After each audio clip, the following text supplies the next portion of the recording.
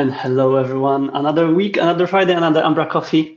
Today, I'm joined by two amazing community members and community teams members as well, Laura and Michael. How are you guys doing today? Hello, doing very fine, very fine. Yes. And you, Laura? Good.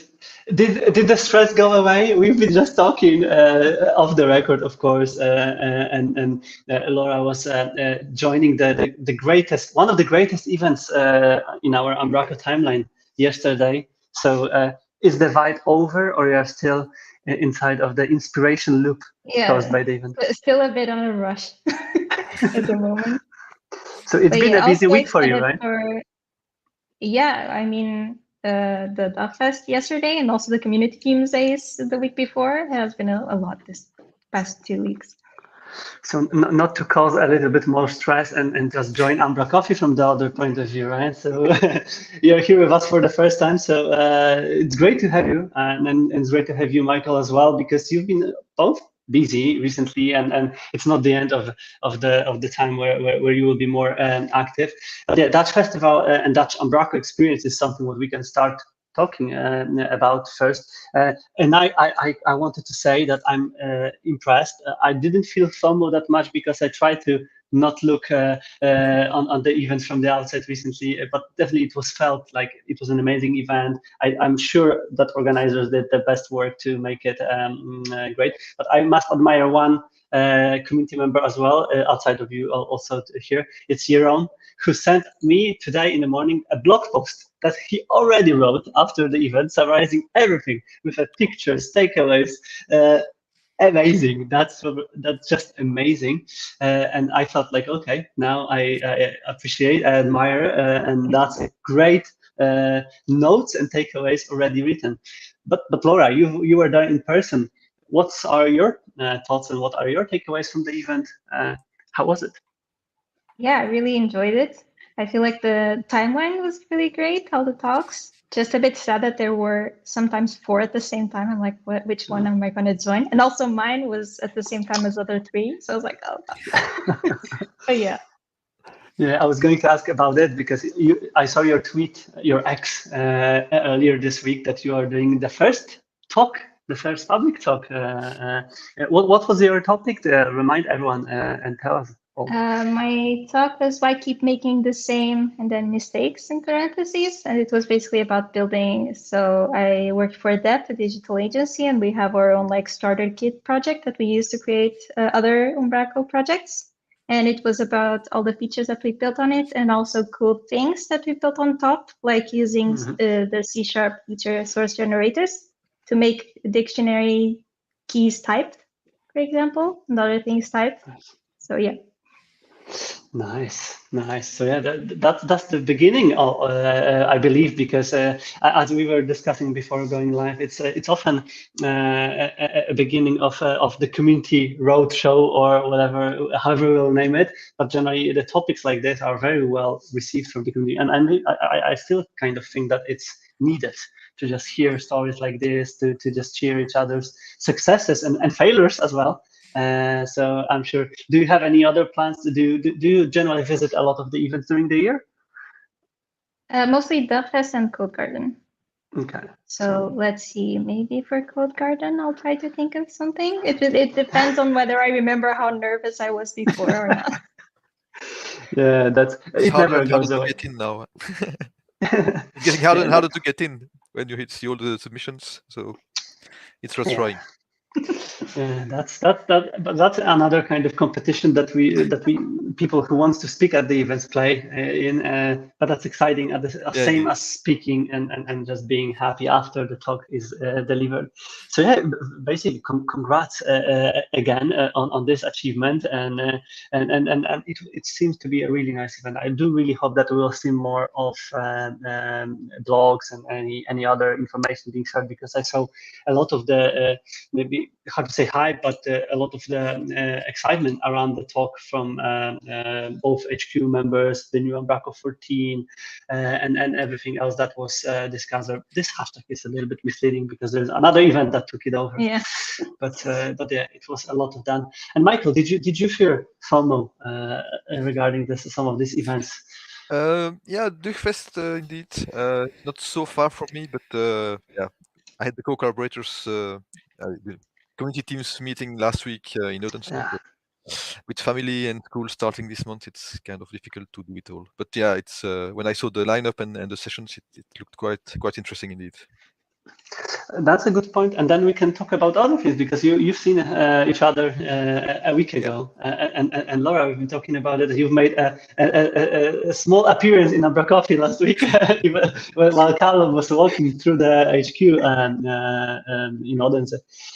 You both are part of the co-collaborators team. What your team was working on? What were the kind of action points after your gathering? Was it successful or not? Yeah, Laura, you go. I can go. Yeah, so Okay, go ahead. Go ahead. so we were mainly talking about, I guess, how we are going to expose our team more and get more people to collaborate. So it had a lot of topics regarding that. Also, like social media, where are we going to be? What do we want to promote, and things like that. I think that was mostly it. Yeah. So one of the things we are focusing on is also how can we help people starting contributing or knowing what we are expecting or what is the most successful or has the most chance to get through or least chance to get through. So things like introducing breaking changes or making very big pull requests have less chance or will be handled less quickly than other ones. So we reviewing the whole guidelines, the whole README about contributing, and also another point that we are focusing on is trying to be proactive, meaning that we're trying to find some ways to auto-detect like big changes or breaking changes, so that we can actually already send some automatic feedback to the contributor, so that they know that something is maybe wrong because there's a breaking change they need to handle, and then we can guide them to the files with the explanation, or if it's too big, just telling them you need to be patient for that. Yeah. So it's both proactive and feedback. That's nice. I saw some tools flying around the web, of course, AI involved, that are doing some kind of automatic or semi-automatic pull request reviews and peer reviews. It is exciting, and I do remember that we've been using some of the static code analyzers and things like that to just catch up the small typos that are usually wasting a lot of the review time. And I know, Michael, you've been also very hands-on pull requests, and for those who don't know, Michael is often submitting us with the information about the potential pull requests of the week. That's the hidden community role. Right? Indeed. So it's plenty of work. Yeah, I think it's important to put the focus on the contributions so that people see that it's appreciated and keep contributing. Yeah.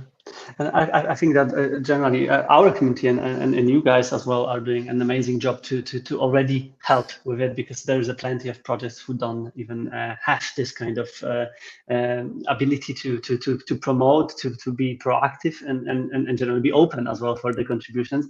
And we'll be talking about it in a while, and we will get back to your T-shirt, Michael, as well in a second. That will be really good to talk to that.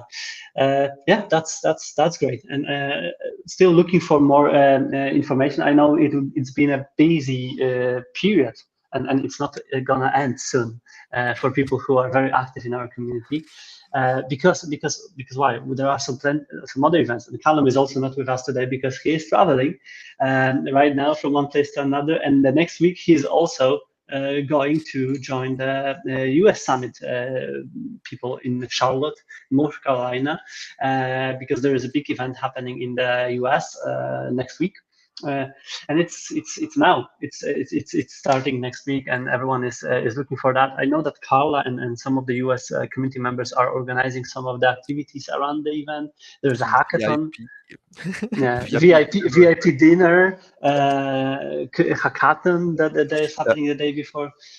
Plenty of activities. So if anyone here is watching us from US and still is considering or wasn't considering going to the event, it's the last minute to do so. So probably worth looking at. There's a really nice agenda, a really nice set of speakers and talks going to be delivered there.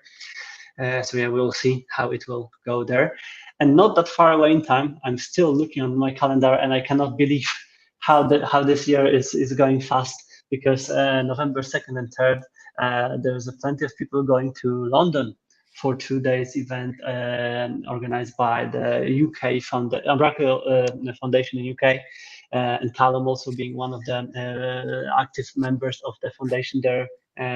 Plenty of good speakers, agenda with the topics to be released soon, and yeah, the tickets are on sale. So still great opportunity to catch up there. I also will be there if everything will work out for me. So yeah, I'm looking I forward. might be there as well. I'm trying to put something together. It's school holidays to together. So we'll see. Yeah, it's a hidden logistics involved in making all of that possible, and I completely understand that it's and that's also why I admire Callum that much, because he's still cloning himself in multiple places. So yeah, I'm sure that he will be there as well. Right? For all the people who. Sorry, if I can just come back to the US summit. Yep. There's also an online yes, part, great. which is quite short, but it's, I think, on the second day, the business part in the morning can be followed online. Yes, that's a great one. Free, it was mentioned by the HQ this week that if some people don't want to and cannot attend in person, there is an online experience that is also possible to be bought for free, and we can all watch a couple of the sessions online. And we will be definitely talking about it next week too. So yeah, great shout out, Michael, and thanks for mentioning that. I wanted to just say that for people who want to clone themselves and maybe still try to attend more of the events, there are still opportunities to do so around your local areas. Because I was looking at this page today and I say, oh damn, that's so many events happening in this short amount of time.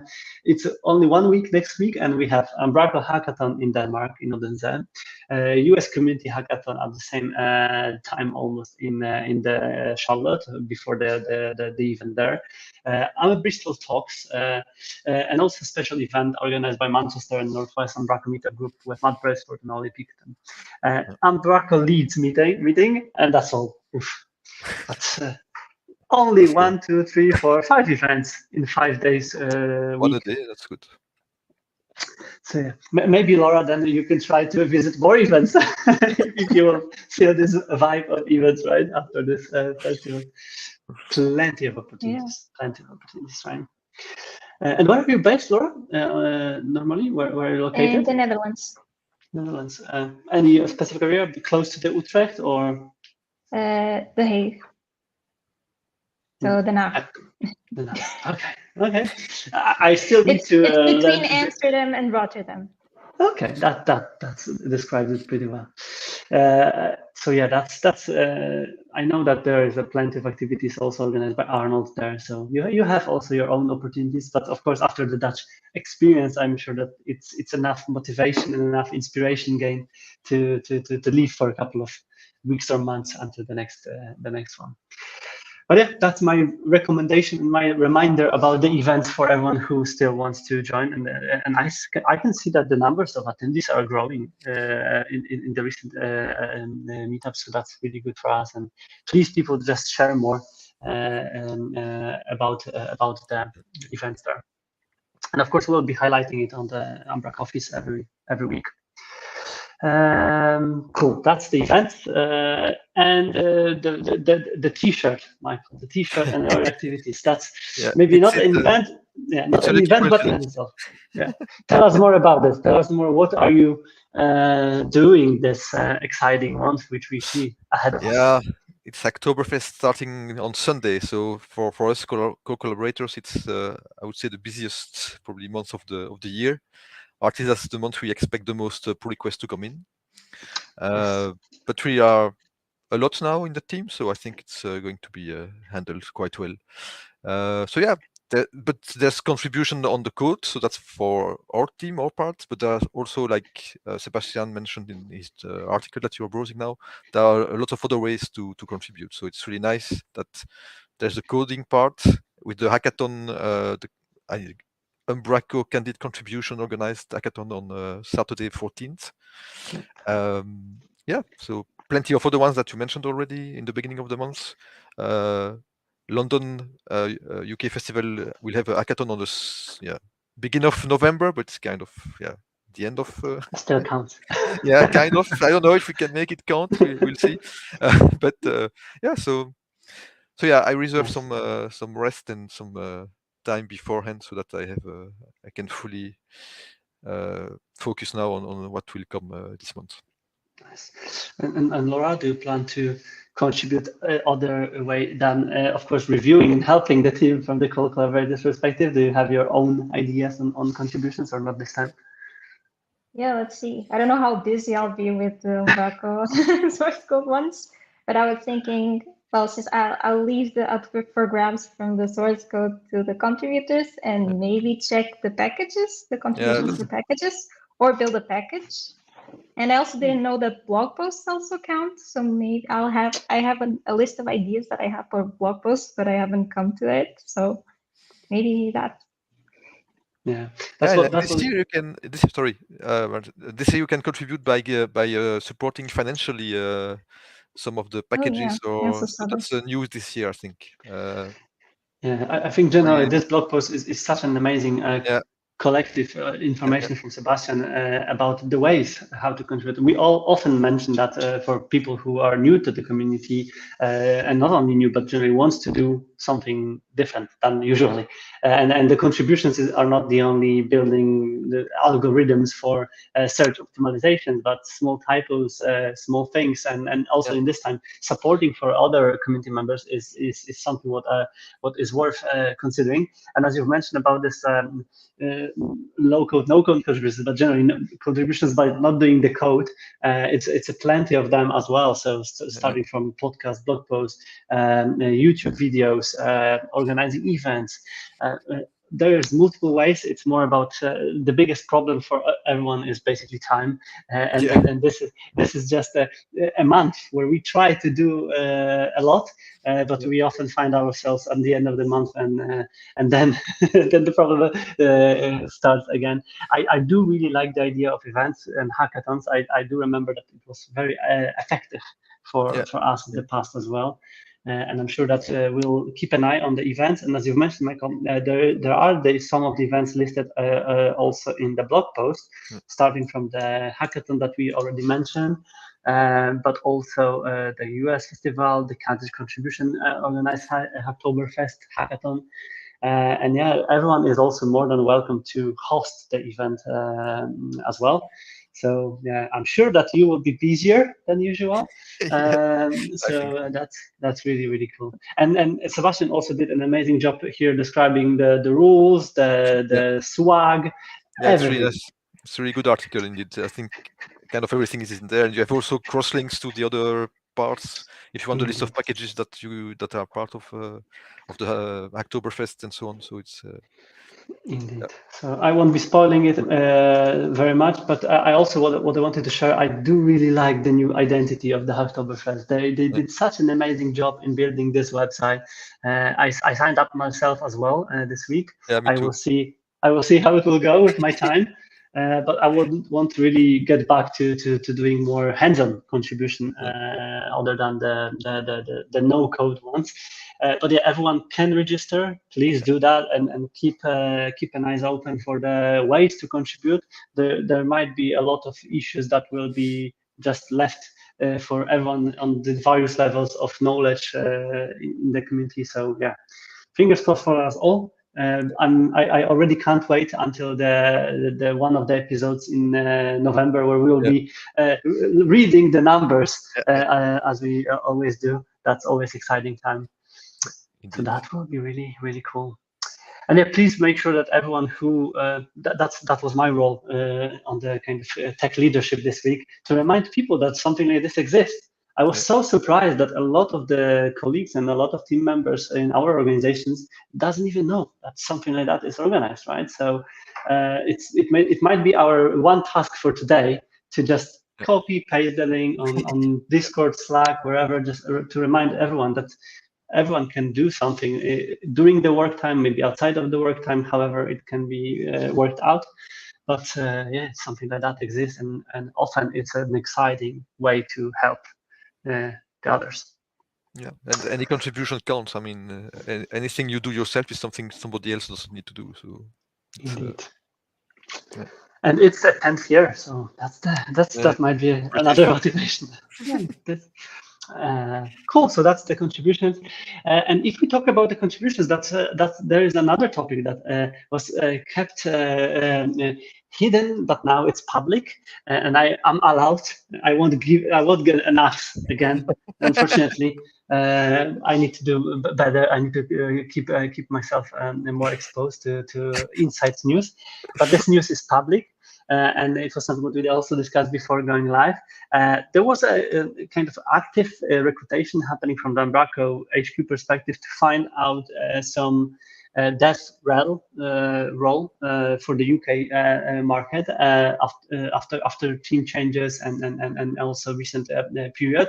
And now the problem is partially solved because very well known for the community and for us in Umbraco community, our own Lottie is going to take a part-time role as a how it was named here, the community cultivator or generally developer relation role in the UK. So congrats, Lottie. And everyone knows that Lottie was already doing a lot of the activities. She's one of the people behind the candid contributions. She's also active organizer of the hackathon and Oktoberfest hackathon, plenty of events, Umbraco meetups, and a lot of the other stuff. So it will be the standard job, but with the more push, powers, and support from the HQ for the part-time activities that Lottie wants to still do outside or next to her standard role as a developer and Umbraco master. So yeah, that's exciting. Did you guys know about it?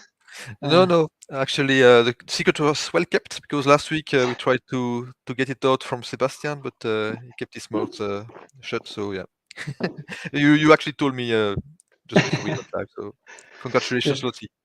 I was keep refreshing the blog post that I was given because it wasn't public, but it was really nice kept in the secret, and I think here it's also a great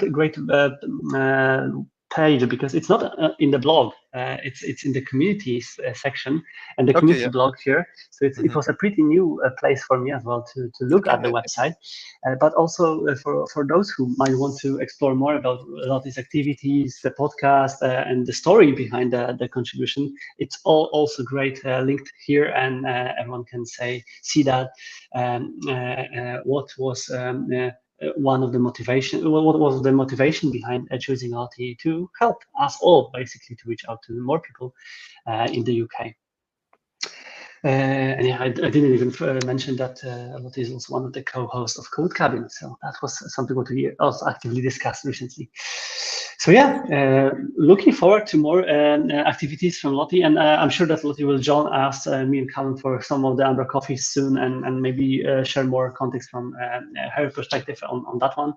So yeah, just let's see how it will go, and we'll definitely support each other, and yeah, we'll probably discuss more on UK Fest about it as well. So that's one of them. And the other one, you've mentioned, Michael, about the social platforms, and I cannot still convince myself to join Mastodon. I keep looking on it from the outside all the time. I don't know what about you. Are you there? Yeah, actually, I joined, I think, a few days before going to Odense last week. I thought, yeah, I need to get in there. It's yeah, I still need to get used to it, but it's quite interesting. The good part, I mean, I registered on the Umbraco community.social, Yes. so you actually basically see only Umbraco related things. So that's really nice, I think. You're not polluted by advertisement or whatever suggestions might come, and so yeah, it's really focused on Umbraco. So it's really nice. Yeah. Still need to get the ins and outs, but the content itself, I think, is pretty focused on Umbraco. I think it's quite nice. Yeah. And what about you, Laura? Are you considering going to Mastodon? I joined when it was first created, like some time ago, but then I never went back to it until last week when everyone else was talking about it. Yeah. So I came back and I've been using it since. And Steve also had a slide on his talk about joining Mastodon with the QR code. So. Yeah, I can see some of the Mastodon ambassadors here on the chat right now. Joe, and that's Joe became a kind of a self-named ambassador of the festivals, and there was a great blog post that I keep in my browser's favorites tab to get back on how to sign up. But why I mentioned that, because right now I really found it useful when I was gathering the news about the topics and everything what happened during the week. I've noticed that there is a lot of people who switch over. Paul Seal, for example, mentioned this week that he is completely transitioning from X to Mastodon. There were a couple of other people who also decided to go there, and this feed seems to be still pretty clear and easy to catch up, which was not something what Twitter allowed us to do recently, right? So that's really cool. And yeah, why I mentioned that, because Lee shared his contentment dev diary there this week. And when he also summarized the discussions that were done recently on the packages, on the maintenance, the long-term support maintenance of contentment in this particular case, and he also linked up to some of the V5 contentment branches and discussions for his next work, and described why he is paying his technical debt this way. So it's pretty nice, and yeah, I definitely convinced myself slowly to use it more often, because it seems like for us, especially in our still small and niche community, that this might be a really nice way to not get lost in the news. I think more and more people from the macro community are making the switch, so it's also nice to have more and more insights that you don't have to switch back and forth between X and Mastodon or whatever. So it's most of the things that now are come on X are also displayed here. So it's yeah, that's true. So yeah, another call to action for us all, me included, to explore Mastodon and refer back to either Joe's blog post written for and mentioned in script, or the other sources on how to join and join, basically to exchange the knowledge, to not only read maybe, but maybe share as well more information about all the activities. Speaking about sharing activities, I also wanted to mention about the MVP program. It was shared across the week that it's opened again, and all the activities can be collectively added to the activities board. And for all the people who are completely not organized as same as I am, it's a way to really do not leave it until the last minute. But just Laura, you can, for example, add your own talk right now to the dashboard and keep it added there. Not try to remind what you were doing and were you talking last year when kindergarten with it. So yeah, for all of us, for all of the people, because we can also suggest for the other active people from our community to sign up. It's open, and we are already looking for opportunity to be awarded with the MVP for the 2024, which is just behind the corner.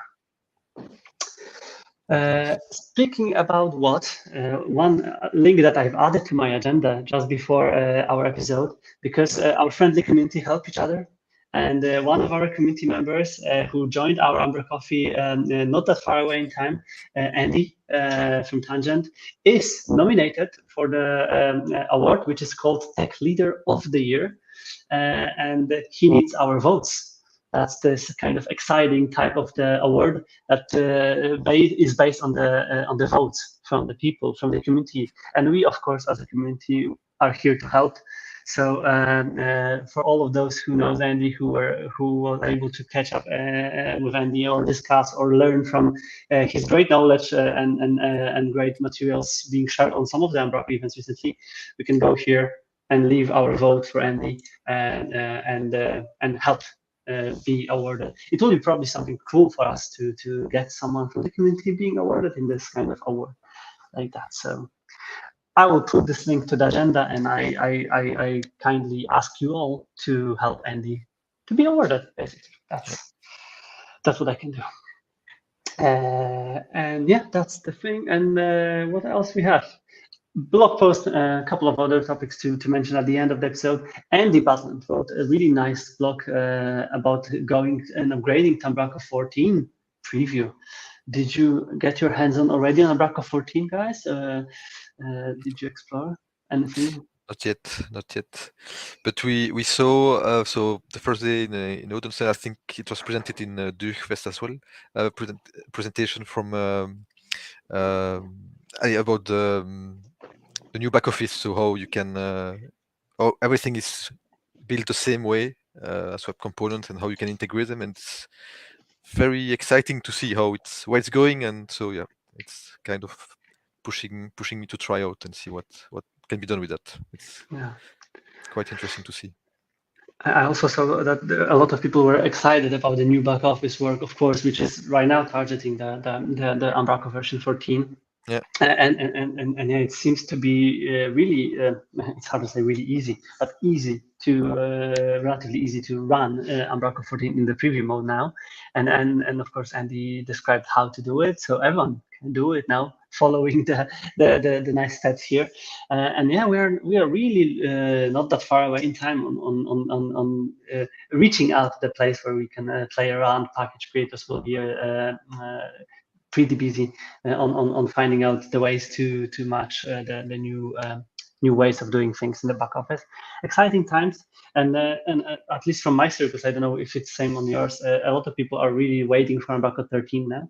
It's like, okay, it will be another LTS. We need it. We will be build everything on top of that. So then there will be plenty of room for 14, right? So yeah, we'll see how it will go. And Laura, from your perspective, maybe what was your year also around a lot of migrations or updates from version 7? Do you have an opportunity to look on Umbraco 7 still, or not? Yeah, I did some rebuilds. So we built from scratch, and for some we migrated the content. Like for one that was in 7, since I think using migrations was not really there yet. Mm-hmm. I basically did the same thing, I guess, that usync migrations does. So it was basically creating usync files and then importing them on the new website. But I've been recommending using migrations because I've heard a lot of people say great things about it. Yeah. But mostly rebuilds.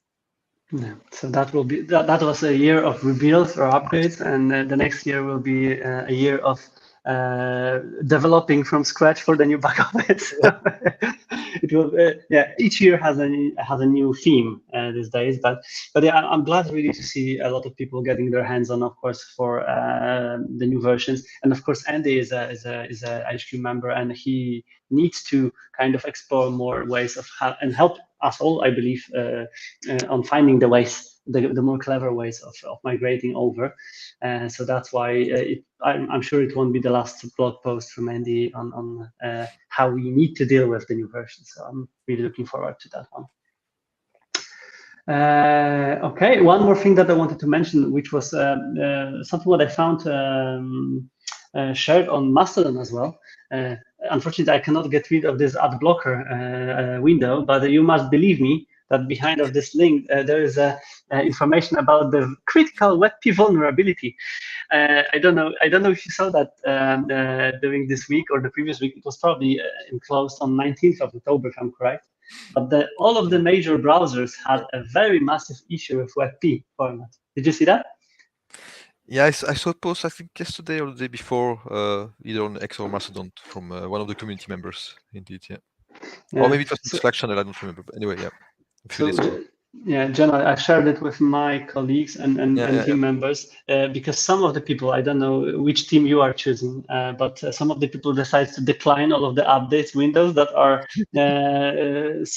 exposed to us from the browsers. I will do it tomorrow. And sometimes it's too late. Yeah.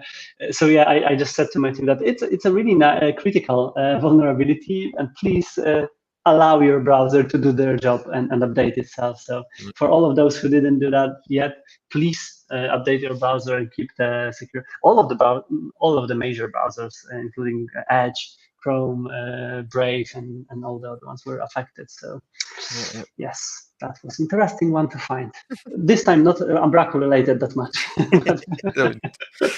but still good to talk about. Cool. Couple of other things to mention.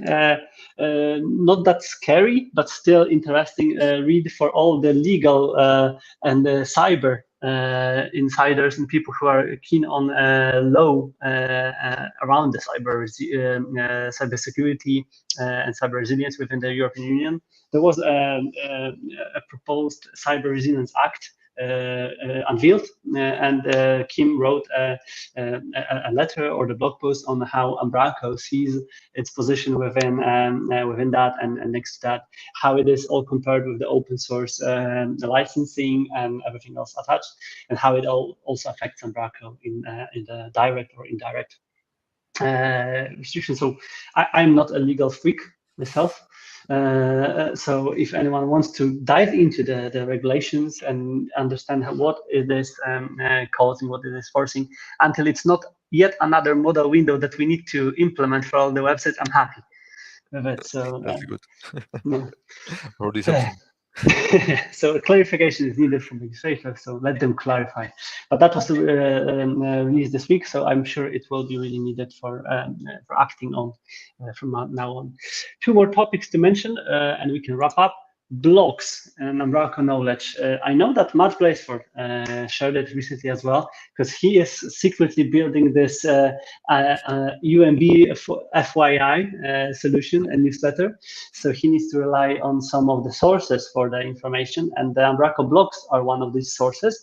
And there is a JSON feed for the blogs on our Umbraco website that everyone can contribute. It might be also a contribution for the Hacktoberfest, why not? To add the blogs or well-known or your own blogs to the list of the resources. And thanks to that, your post will be possible to be collected by some automations and magic behind the scenes. And I really wanted you to help Matt, help us, and everyone in the Umbraco community to gain some new knowledge from these sources and just add your or someone else's blog here. And if there won't be enough knowledge, last but not least, you can also write for 24 days. It's this time of the year. It's the end of September. The nights are getting darker. The evenings are getting colder. So we can write some and share some knowledge and help us all gain from it. And the team behind 24 days is opening the submissions for authors this year, and everyone can submit the idea and yeah, generally make another great year of articles with us. Did you guys write for 24 days, Michael? I do recall. No. Actually, no. That might be one of the achievements. And you, Laura, did you ever consider? Not yet. That's a nice opportunity for us all. And I wrote one article, but it was probably 2015 or something like that. So it was a while ago. I don't know if I still can write. I need to test it out. But yeah, that's this time of the year, and I'm sure that we will all. Usually, it's like it's different kind of challenges. Right now, it's a plenty of time to consider writing. Then it's the deadline approaching, so everyone needs to write. Do not leave it until the last moment, please, people. So, and also Hacktoberfest might be an opportunity or additional external motivation factor. I don't know whether they will accept the articles, but if you get accepted during the month of October, you might put it as a low-code contribution. Who knows? And we all need to reach out to Jeroen and ask how he is doing it. How is he writing blog posts almost immediately during the events or activities, and then release them across all of the social media platforms? I don't know if he's on Mastodon. I need to check it. I'm sure he is. Yeah, probably. That's exciting. I need to reach out to him and ask him for how he's doing it. I do read secret magic powers or tools. We'll need to find out. Is there anything else that you want to add or share at the end of this great episode? No, I think we went through all it. I would say just contribute this month. It's the now or never if you never did it, and if you did, it's the one to get rewarded for it. So yeah, don't hesitate. Yes, please give us more work. That's a very brave step. Give us more work. Keep them more busy. But let's do that, please, people. Let's have the session, umbraCoffee at the end of the month and see how tired we are from all those pull requests. Yeah, I saw some really nice comments from Courtney here that subscribing to umbraCoffee counts as an MVP or effective. Definitely, maybe it's not a Hacktoberfest contribution, but you can make our hearts happier if you subscribe. And yes, indeed, we have only 58 to go to reach out to the 1,000 subscribers. So who knows? But yeah, any kind of contribution works. And if you want to join us for an umbraCoffee, and the same as Laura, for example, do it for the first time, break some, see how it looks from the behind the scenes. Also reach out to us, reach out to me, to Callum, help us also promote your great work. And yeah, I'm sure it will count as a contribution because that's what we do. Awesome. Thank you very much for joining me today. Even though, yeah, it was really nice to catch up on everything. I do really hope that there will be plenty of things to discuss next week. And yeah, please, people, be active, share your work, share this link with anyone who might benefit from learning more about Umbraco things from this week. And we'll see each other as usual on next Friday. So yeah, thank you very much. Thank you, Michael. Thank you, Laura. Have a great rest of the day, everyone.